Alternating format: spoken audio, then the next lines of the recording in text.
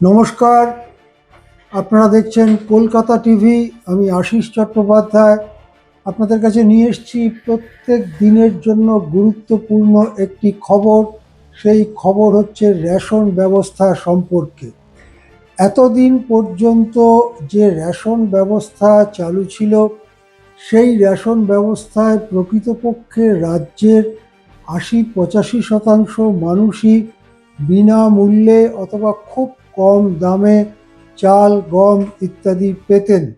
এবং তাতে যে পরিমাণ চাল, গম তারা পেতেন, তাতে অবশ্যই কেন্দ্রীয় সরকারের বড় উদ্যোগ ছিল। রাজ্যের মানুষের মধ্যে 2/3 যে বিনামূল্যে খাদ্যশস্য পেতেন, সেটা কেন্দ্রীয় সরকারের প্রকল্পের অধীনে। কিন্তু সেই সবই বদলে যেতে চলেছে। নতুনভাবে রেশন ব্যবস্থা সাজানোর বিজ্ঞপ্তি জারি করেছে রাজ্যের খাদ্য এবং সরবরাহ বিভাগ। সেই বিজ্ঞপ্তি 23 জুলাই জারি করা সেই বিজ্ঞপ্তি আমাদের কাছে এসেছে।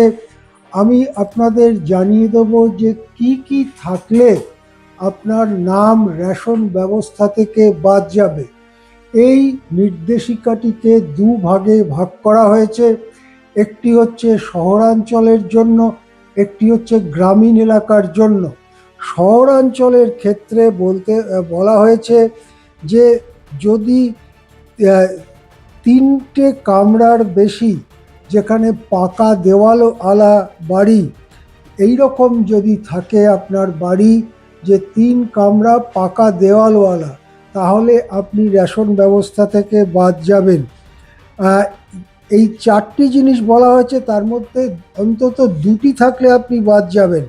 যেমন একটি 4 চাকার গাড়ি, অথবা একটি এসি মেশিন, অথবা কম্পিউটার, অথবা ল্যাপটপ যাতে ইন্টারনেট ফেসিলিটি আছে। এই যে 4 ধরনের জিনিস বললাম, তার মধ্যে যে কোনো 2টি, যেমন আপনার যদি কম্পিউটার বা ল্যাপটপ এই দুটোই থেকে থাকে ইন্টারনেটওয়ালা, তাহলে আপনি তার থেকে বাদ যাবেন। আবার 4টি জিনিসের নাম বলা হয়েছে, যার মধ্যে অন্তত 2টি থাকলে আপনি বাদ যাবেন। এটা হচ্ছে শহরাঞ্চলের জন্য আমি বলছি। আপনার যদি রেফ্রিজারেটর থাকে, যেটা প্রায় প্রত্যেক বাড়িতেই আজকাল অবশ্য প্রয়োজনীয় জিনিস হয়ে গেছে। আপনার যদি ল্যান্ডলাইন টেলিফোন থাকে, সেটা আজকাল আর বিশেষ দেখা যায় না। আপনার যদি ওয়াশিং মেশিন থাকে, অথবা আপনার যদি 2 চাকার কোনো গাড়ি থাকে, এই যে 4টে জিনিস, তার মধ্যে যে কোনো 2টি থাকলে আপনার নাম রেশন ব্যবস্থা থেকে বাদ হয়ে যাবে। ধরা যাক আপনার একটি রেফ্রিজারেটর আছে, আর আপনার একটি স্কুটার আছে, কি মোটর সাইকেল আছে, তাহলে কিন্তু আপনি এটার মধ্যে থাকতে পারবেন না। আপনার নাম অটোমেটিক্যালি বাদ চলে যাবে। আপনি রেশন দোকানে গিয়ে দেখবেন আপনার নাম ব্লক করা হয়েছে। এর পরের যেটা শহরের জন্য বলা হচ্ছে, যে আপনি যদি ইনকাম ট্যাক্স দেন অথবা প্রফেশনাল ট্যাক্স দেন, তাহলে আপনার নাম বাদ চলে যাবে। এখন ইনকাম ট্যাক্স যারা দেয়, তাদের একটা নির্দিষ্ট আয়ের বেশি আয় থাকলে ইনকাম ট্যাক্স দেয়, কিন্তু প্রফেশনাল ট্যাক্স তো অনেক অল্প আয়ের কর্মীরাও দেন, সেক্ষেত্রে তাদের নামও বাদ চলে যাবে।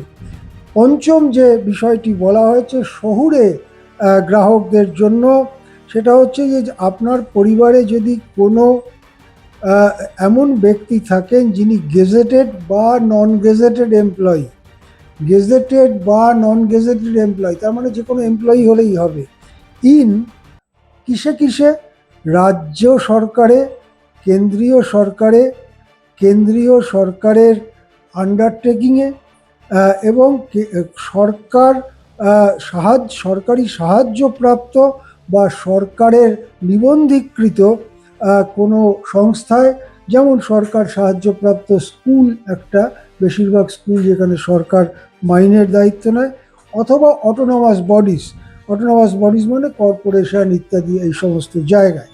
তাহলে দেখা যাচ্ছে যে এই যে 5টি মূল কথা বলা হলো শহুরে লোকেদের জন্য, তাতে যদি ঠিক করে সেই জিনিসটা প্রয়োগ করা হয়, তাহলে শহুরে যে মানুষ তার হয়তো অর্ধেক বা তার বেশি বাদ চলে যেতে পারেন, এটা আপনারা নিশ্চয়ই বুঝতে পারছেন। এইবারে আসি গ্রামীণ এলাকার জন্য। গ্রামীণ এলাকায় আরও অনেকগুলো শর্ত, মোট 12টি শর্ত দেওয়া হয়েছে। যেমন 1 নম্বর শর্ত হচ্ছে, আপনার যদি কোনো মোটর চালিত 3 চাকা 4 চাকা গাড়ি থাকে, অথবা আপনার যদি মোটর চালিত মাছ ধরার নৌকো থাকে রেজিস্ট্রেশন করা, তাহলে আপনি এটার থেকে বাদ চলে যাবেন। তার মানে আজকাল অনেক মৎস্যজীবী তারা এই মোটর চালিত নৌকো ব্যবহার করেন, তারা মোটেই বড়লোক নন, কিন্তু তাদের নাম বাদ যাবে। আর 3 হুইলার বলতে অটো বা টোটো, যেটা আমরা চলতি কথায় বলি, সেইটা বলা হয়েছে। সুতরাং কোনো অটো বা টোটো যিনি চালান কিনে, তার নামটা বাদ চলে যাবে। আপনার যদি 3 চাকা বা 4 চাকার কোনো এমন গাড়ি থাকে যেটাকে চাষের কাজে ব্যবহার করা হয়, যথা ট্র্যাক্টর বা হারভেস্টার, এই ধরনের থাকলে আপনার নাম বাদ চলে যাবে। আপনার যদি কিষাণ ক্রেডিট কার্ড থাকে যাতে ক্রেডিট লিমিট 50,000 টাকা বা তার বেশি, তাহলে আপনার নাম বাদ চলে যাবে। আপনি যদি এমন কোনো পরিবারের সদস্য হন যেখানে সরকারি কর্মচারী আছে, যে কোনো ধরনের সরকারি কর্মচারী, গেজেটেড, নন gazetted, central government, state government, public sector undertaking, যে কোনো, এবং অটোনমাস বডিজ, কর্পোরেশন ইত্যাদি, লোকাল বডিজ, তার যদি চাকুরিজীবী এরকম কেউ আপনার পরিবারে থাকে, তাহলে সেটি বাদ চলে যাবে। এমন যদি কোনো পরিবার হয় যার অকৃষি কোনো ব্যবসা সরকারে নিবন্ধীকৃত থাকে, যথা সে কোনো একটা ছোট উৎপাদন কারখানা চালায় বা সে এরকম কিছু করে, তাহলে তার নামটা বাদ চলে যাবে। এরপরে শর্তটি আরও কঠোর। সেটা বলা হয়েছে, পরিবারে যদি এমন কোনো সদস্য থাকে যার আয় মাসিক 15,000 টাকা, তাহলেই তার নামটা বাদ চলে যাবে। 15,000 টাকা বা তার বেশি। বুঝতেই পারছেন যে 15,000 টাকা আয় আজকাল কি, এটা তো দারিদ্র সীমার নিচে। মানে আমাদের এখানে এই ভিভি জিরামজিতে যে ন্যূনতম আয়ের কথা বলা হয়েছে, তাতেই তো মাসে ওই পরিমাণ আয় হয়। তাহলে একেবারে গরিব অংশ যারা 15,000 টাকা মাসে আয় করেন, তাদের নামটাও বাদ চলে যাবে। এরপরে 7ম যে শর্ত বলা হয়েছে, যে আপনি যদি ইনকাম ট্যাক্স দেন বা প্রফেশনাল ট্যাক্স দেন, তাহলে আপনার নাম বাদ চলে যাবে। প্রফেশনাল ট্যাক্সের ব্যাপারে আমি আগেই বলেছি যে অনেক দরিদ্র গরিব কর্মচারীও প্রফেশনাল ট্যাক্স দেন। তারপরে ওই শহুরে গ্রাহকের মতোই বলা হয়েছে, যদি এই পরিবারে 3টি বা তার বেশি ঘর থাকে এবং সব ঘরের যদি পাকা দেয়াল এবং পাকা ছাদ থাকে, তাহলে আপনারা এটার মধ্যে থাকতে পারবেন না। এর পরের ব্যাপারটা আরও কঠোর।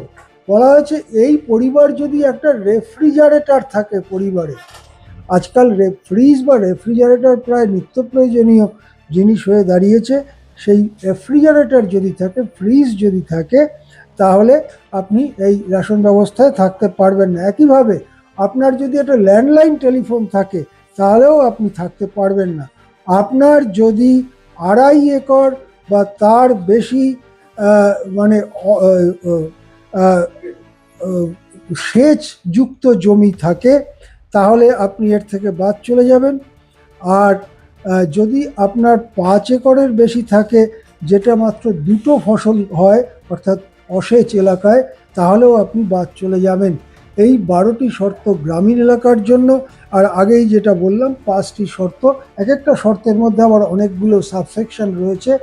এইভাবে নাম বাদ দেবার কথা পশ্চিমবঙ্গ সরকার জানিয়েছে। যারা অভিজ্ঞ রেশন ব্যবস্থা সম্পর্কে, তাদের অনেকেরই ধারণা, এই সমস্ত শর্তগুলো যদি সঠিকভাবে লাগানো হয়, তাহলে এখন যত মানুষ প্রায় বিনামূল্যে বা অত্যন্ত কম মূল্যে রেশন পান, তার একটা বড় অংশ রেশন ব্যবস্থার থেকে বাদ চলে যাবেন। শেষ পর্যন্ত এটা কড়াভাবে লাগু করা হয় কি না, নাকি এটা একটা আমলাতান্ত্রিক ভুল হচ্ছে, যেটা পরে সংশোধন করা হবে, সেদিকে আমাদের নজর থাকবে। এখন এ পর্যন্তই। দেখতে থাকুন কলকাতা টিভি।